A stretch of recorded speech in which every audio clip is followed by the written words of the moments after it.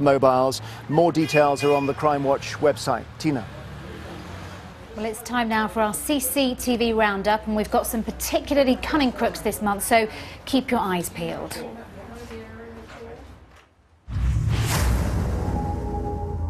It's a rainy Wednesday in Smethwick in the West Midlands, and this guy has come prepared. He's got an umbrella for the weather and a gun for a bank job. According to police, he asks for cash in such a calm manner that the customers next to him don't realise for a while that they are in the middle of an armed robbery.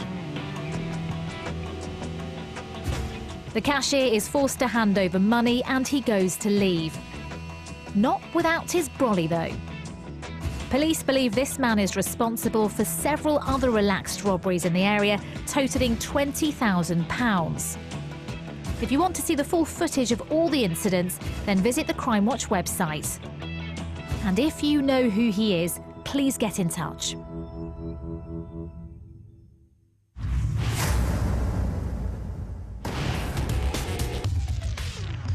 Rush hour, outside the Elephant and Castle shopping centre in South London.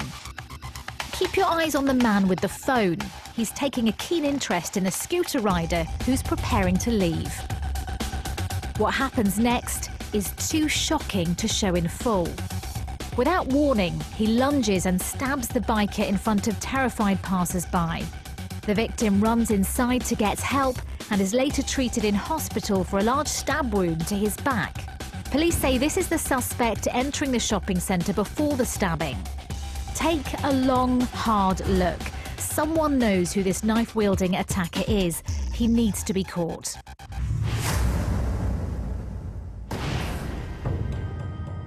It's the early hours of a July morning at a chicken shop in Birmingham. A man dressed in black enters the shop backwards. He turns and, according to the worker, shouts "Bhai" aggressively, a Hindi term for brother. As the shop worker approaches the counter, the customer pulls out a shotgun and fires it towards the kitchen ceiling. He then runs away towards Small Heath Park. Listen again, see if you can recognise his voice.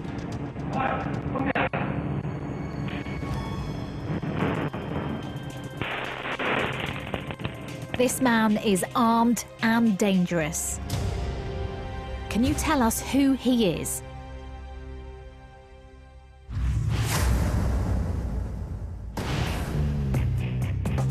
It's a perfectly normal day in Grimsby back in March. Apart from these three men dressed in white boiler suits, armed with two hammers and a machete.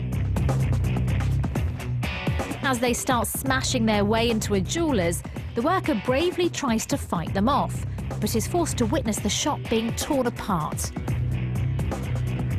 The men break into cabinets and window displays, managing to nab nearly £140,000 worth of watches.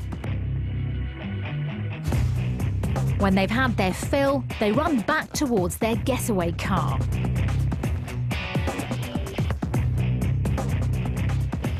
Here they are a few minutes later, running away from the dumped car and stripping off at the same time. Police want to find these men, but would also like to identify the man pictured here. He was seen in the store just over a week before the robbery and may have vital information. Get dialing if you can name any of them.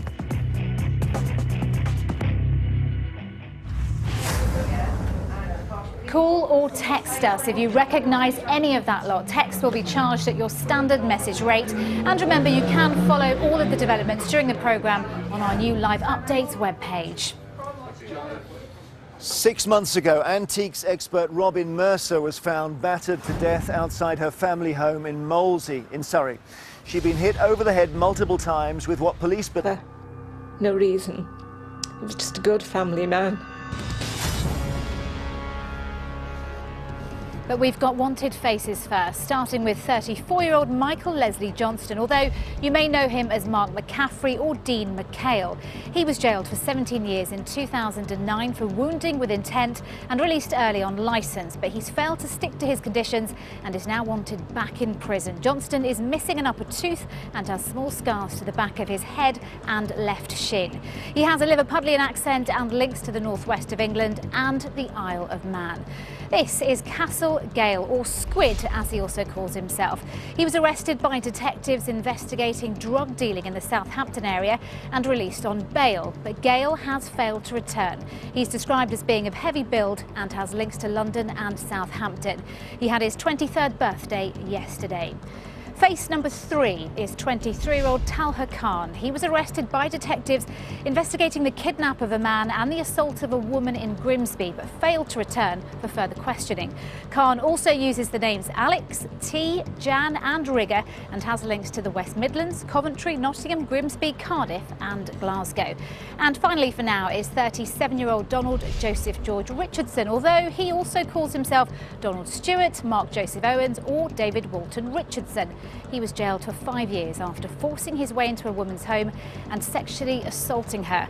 Richardson was put on the sex offenders register but has failed to stick to his conditions and is now wanted back in jail. His arms are heavily scarred and he has tattoos of the words mum and dad on his wrists. Originally from Northern Ireland, he's known around homeless shelters, especially in Leeds, Manchester and Blackpool town centres. If you know where any of tonight's faces might be, please do get in touch using the numbers on screen. We'll go through the rest of the lineup a little later. It is just over a decade since grandfather Jim Stanton was locking up at the garage where he worked in Aintree on the outskirts of Liverpool when 2 armed men burst in and shot him dead. The case is all the more tragic as police are Me, and I couldn't believe it. I was ecstatic. It was, oh my God, Melanie, we've actually done it for you. More wanted faces now, starting with Leon Davis. Detectives in Derbyshire want to question him after 2 women were assaulted at a party. One was also hit by a car, suffering a fractured skull. Davis is 34 and has a tattoo of the name Kelsey on his neck and a number of scars on his right leg and arm. He has links to Derby, Nottingham, London and Norfolk and is known to be a prolific user of social media. Next is this man, Michael Walker. Detectives want to question him in connection with a number of thefts from jewellers across the country. He's 31 and has a Liverpudlian accent, a scar on the right side of his head and the name Kelly Hunter tattooed inside his right wrist. He travels extensively by train to Devon, Cornwall, Derby, Preston and North Yorkshire. Number 7 is Antjaho Akpomadaye, although you may know him as Dele Desmond or Kevin Richards. Detectives in Hertfordshire want to question him in connection to over 100 bank accounts which are believed to have received more than £900,000 from cyber-related fraud. Akpomadaye is 42, he's originally from Nigeria, but now has links to Bournemouth, Essex, Oxford, Newcastle and across London. He's 5'4" and softly spoken. And finally, this is David Brown, although he uses numerous other names, including David Kerrigan, James Dunn and the surnames Crawley and Doyle. Detectives in Hertfordshire want to question him in connection to a number of distraction burglaries. Brown is 36 and has links across the southeast of England. He has a tribal tattoo on his stomach and scars on his left forearm. If you know where any of tonight's faces are, please get in touch using the numbers on screen. And of course, they are all on the Crime Watch website. Now, the culmination of how detectives solved one of the UK's longest-running investigations. Melanie Road was just 17 when she was attacked on her way home from a nightclub in Justice Served at last. Just time before we go for a quick update on your calls with Tina. Yeah, lots of calls coming into the offices here. Chris is in charge of the Stephen Lawrence murder investigation. Yes.